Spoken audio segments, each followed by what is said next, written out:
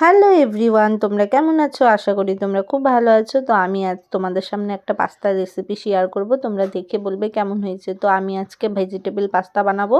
এর জন্য গাজর, মটরশুঁটি, বিনস, ফুলকপি সব নিয়ে নিয়েছি। তো দেখো, এগুলো দিয়ে আমি আজকে বানাবো। তো তোমাদের কেমন লাগলো তোমরা কিন্তু অবশ্যই বলবে। তো দেখো, এখানে কড়াইতে তেল চলে এসছে, এর জন্য আমি গাজরটা দিয়ে দিয়েছি।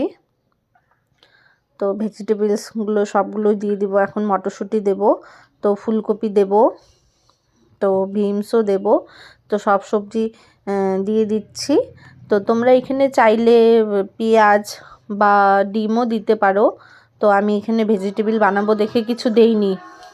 লবণ আর হলুদ দিয়ে এটাকে ভেজে নিয়েছি। তো ভাজা হয়ে গেছে। তো এটার মধ্যে আমি যে সেদ্ধ করা পাস্তাটা ছিল সেটা দিয়ে দিচ্ছি। তো এখানে আমি হলুদ আর লবণটা দিয়েই পাস্তাটা বানাবো, কোনো মশলা দিচ্ছি না। তো তোমরা চাইলে এখানে পাস্তা মশলাও দিতে পারো, ম্যাগি মশলাও দিতে পারো। আমি হালকা একটু সস দিয়ে দিচ্ছি, সসটা দিলে একটু ভালো লাগে খেতে। তো আমি একটু চিনি অ্যাড করেছি, লঙ্কা দিয়ে দিচ্ছি। তো আমার এখনই pasta ready. Tata, bye bye friend. কেমন হলো সবাই কিন্তু বলবে।